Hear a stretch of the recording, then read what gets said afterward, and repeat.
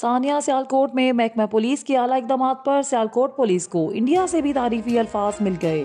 Indian police के senior तरीन retired police officer doctor NC Istana IPS की तरफ से सानिया सियालकोट के तनाजुर में सियालकोट पुलिस के इकदाम काबिल सताइश हैं।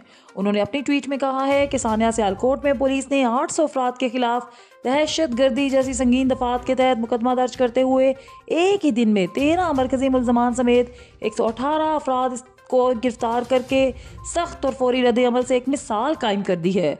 उनका ख्याल है कि अगर उनके मुल्क में भी रियासत ने इस किस्म के वाक़यात पर ऐसे अज़म का इजहार किया होता तो ज़िंदगी बहुत बेहतर होती।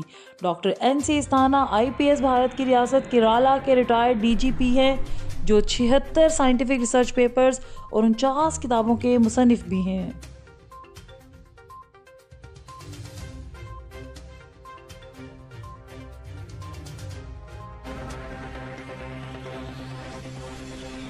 ये थी अब तक की हेडलाइंस। मज़ीद खबरों और प्रोग्राम्स देखने के लिए हमारे YouTube चैनल हमारा न्यूज़ नेटवर्क को सब्सक्राइब करें।